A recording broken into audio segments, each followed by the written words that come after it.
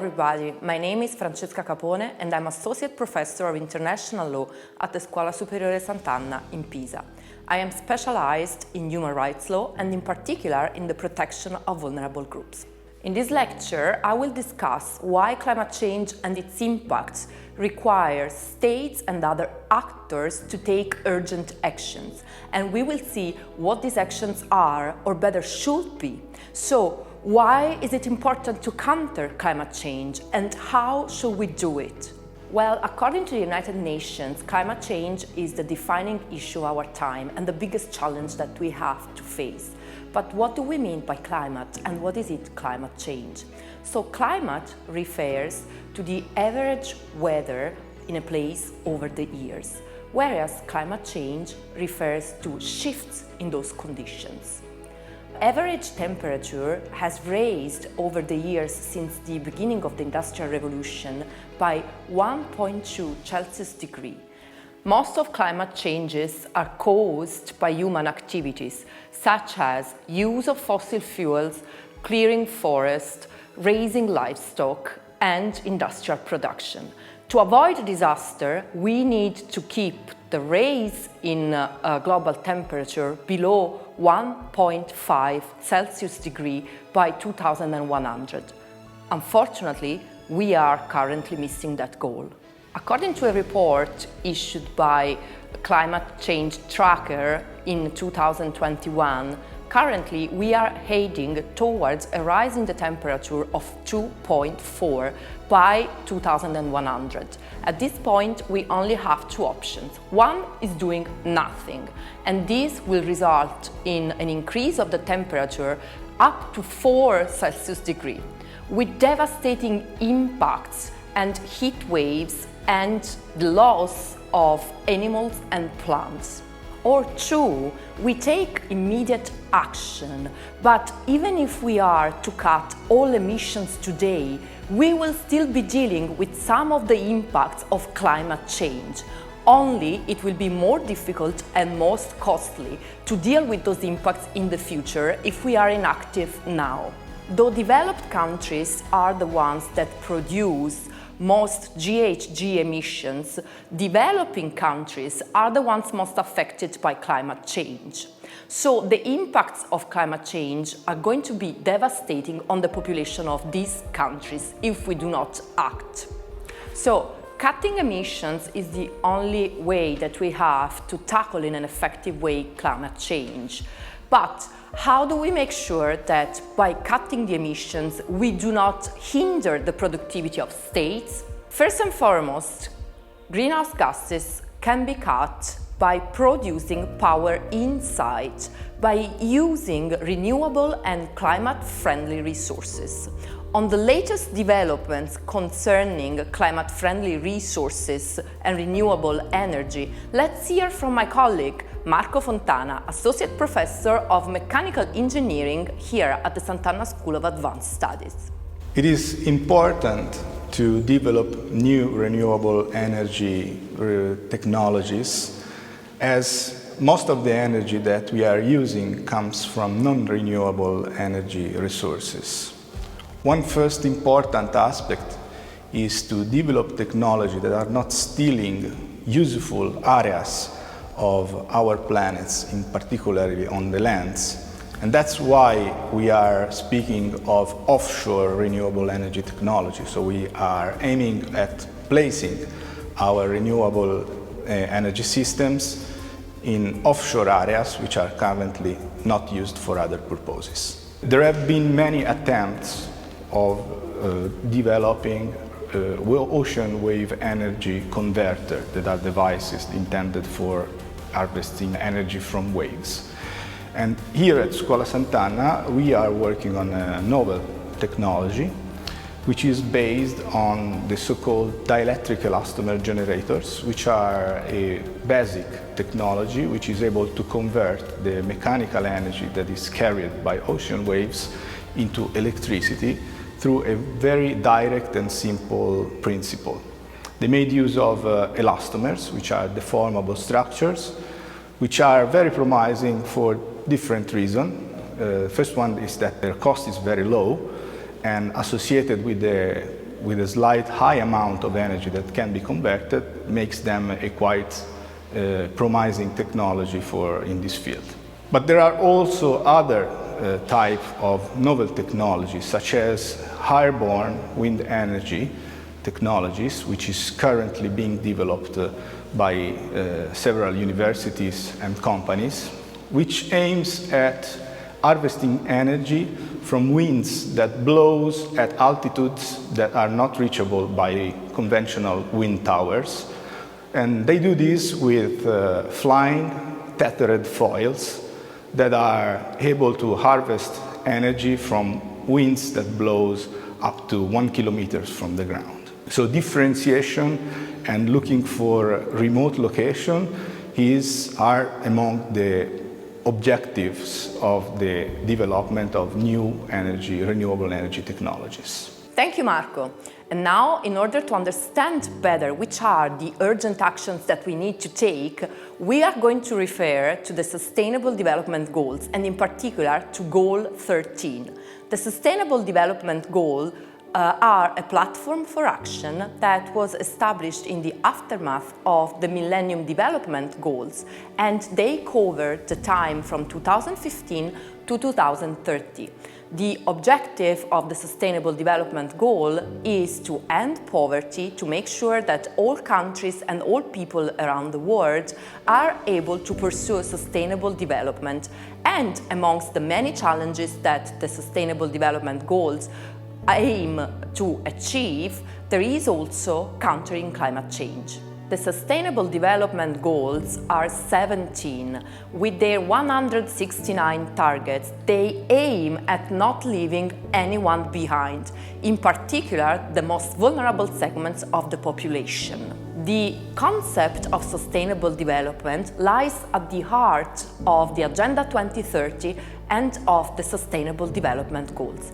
But what do we mean by sustainable development? Sustainable development has been defined as the development that allows the current generation to meet its own needs without compromising the same ability on the side of the future generations. Looking at sustainable development from an international legal perspective, we can definitely cite the Declaration on Sustainable Development adopted on the 4th of December 1986 by the United Nations General Assembly.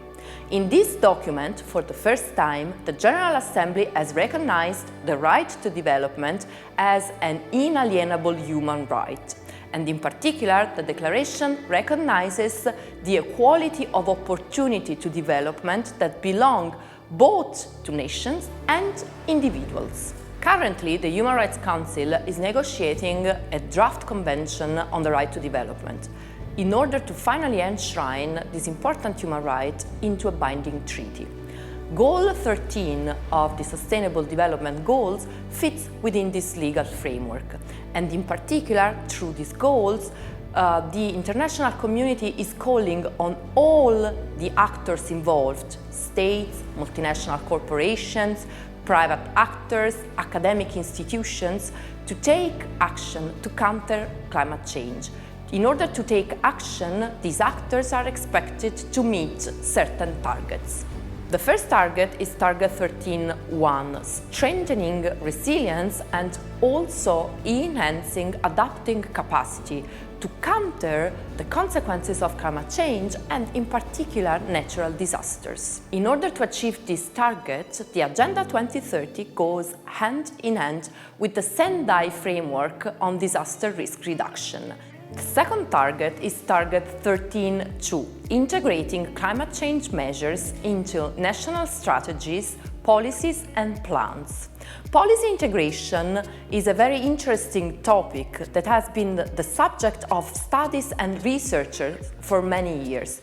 In particular, Peters in 1998 has described policy integration as the administration holy grail. Policy integration shall be seen not as an outcome, but as a coordination effort. In this light, countering climate change, integrating it into policy and plans at the national level, can be seen as a step-by-step process. The third target is target 13.3 on improving education, raising awareness, human capacity on mitigation, adaptation, early warning concerning climate change. A report issued by the Special Rapporteur on the human rights issue relating to a safe, healthy and clean environment has already collected several examples of countries that are investing on climate change and environmental education. Laws adopted in countries such as Armenia, Azerbaijan, Brazil, the Republic of South Korea are already implementing the inclusion in the curricula of climate change and environmental issues. For example, in 2016, Montenegro has passed a law integrating the protection of nature in the curriculum from the elementary school up to the university. And Ghana is also passing now a legislation in order to include the protection of the environment in the curriculum of elementary school. Target 13A aims at implementing a very important commitment that developed countries have agreed to undertake under the Paris Agreement. According to this commitment, developed countries are going to mobilize jointly $100 billion by 2020 in order to support the mitigation efforts of developing countries. According to the Paris Agreement, a global climate fund has been established to support the mitigation efforts of developing countries and also to coordinate the spending of this huge amount of money. Very interestingly, the Global Climate Fund operates according to the country-driven principle, which means that developing countries have control over the actions undertaken through the Global Fund. And also they rely on the work of over 200 accredited entities that contribute to the development of projects and to the implementation of the bottom-up approach. Target 13B promotes mechanisms for raising capacity in managing climate change actions, and in particular, it is targeting least developed countries and small island developing states. The importance of this target has to do also with the engagement of women, youth, and marginalized categories of the societies. This is important because usually those are the persons that are left out of the decision-making process. In particular, with regard to women, we are nowadays well aware of the fact that they have extensive knowledge and experience, in particular at the local level. A study from 2019 has showed, for example, that the participation of women in national parliaments results with the adoption of more stringent laws tackling climate change. And also, when women are involved at the local level, their participation in the management of resources results in more transparent and more effective management of those resources. A further study by UN Women has also showed how the presence of women in high-level companies results in more transparency when it comes to disclosure of climate impact, and also when it comes to sharing information concerning greenhouse gases emission cuts. The Sustainable Development Goals, and in particular Goal 13, have not been adopted in a legal vacuum. On the contrary, they are party to a very well-established legal framework governing climate change. The latest addition to the existing legal framework governing climate change is the Paris Agreement, which entered into force in 2016. The Paris Agreement is the third universal treaty concerning climate change, and it follows in the footsteps of the United Nations Framework Convention and of the Kyoto Protocol. At the moment, the Paris Agreement has been ratified by 192 countries plus the European Union, which makes it an almost universally ratified treaty. The Paris Agreement is characterized by 5 elements. The first element is its long-term goal. According to Article 2, states have agreed to keep the increase in the global average temperature well below 2 degrees, with an aim to actually work towards the target of 1.5 degrees. The second element is the contribution. According to Article 4 of the Paris Agreement, all states parties agree to contribute to the mitigation and adaptation efforts. In order to do that, the states parties to the agreement will submit nationally determined contributions. The third goal is the ambition. These nationally determined contributions will be revised every 5 years in order to set more ambitious targets and aims. The fourth key element of the Paris Agreement is transparency. According to Article 13 of the agreement, states have agreed to report to each other and to the public the advancement and the progress that they make in relation to the agreement. The last element is solidarity. According to Article 9, the developed countries and the European Union have agreed to keep providing climate resources to the developing countries in order to support their efforts both in the field of mitigation and in the area of adaptation. There is also another characteristic that is unique to the Paris Agreement, and it is the fact that even though the agreement is a binding treaty and of course it creates obligations only upon states, it tries to engage to the maximum extent possible also other actors. This is in line with the aim pursued also by the Agenda 2030 and its Sustainable Development Goals, which invite all countries and stakeholders to participate in order to achieve together those goals. Private actors, and in particular private companies, have a very important role to play. Private companies are amongst the biggest greenhouse gases emitters in the world, and at the same time they can contribute to bring our society towards a more sustainable and low-carbon economy. Let's hear more about how the private sector is responding to the need to take urgent actions from my colleague Marco Frey from the Institute of Economics and Business Management. Marco, you have the floor. The private sector is very important to achieve the goals of sustainability, linked to Agenda 2030, linked also to the transition to sustainability, as the decarbonization connected to SDG 13.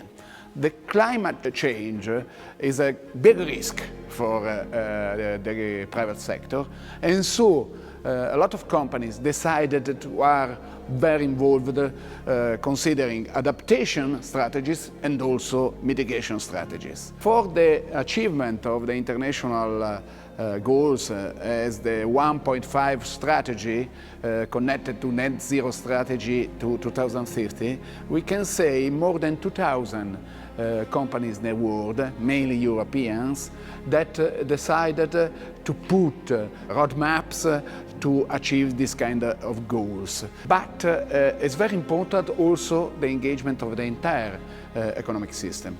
For big companies, this means the engagement of the supply chains to push the impact of the action in a real and wide perspective.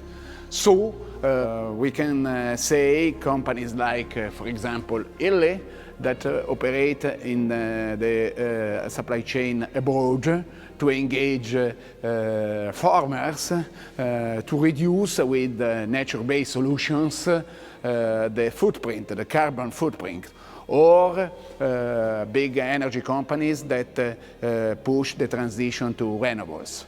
This is a way, together with the use of best available techniques, to create the condition for a real participation and real success of this kind of action by private companies. Thank you, Marco. Now we are heading towards the end of our overview. We have discussed what is meant by taking urgent action to tackle climate change. And we have also seen which are the actors, besides states, that are called to take part in this global effort. We know that much more needs to be done in order to achieve Goal 13, but more in general in order to match the very ambitious goals of the Agenda 2030 and its Sustainable Development Goals. Stay tuned for more information and updates on this very interesting and challenging topic.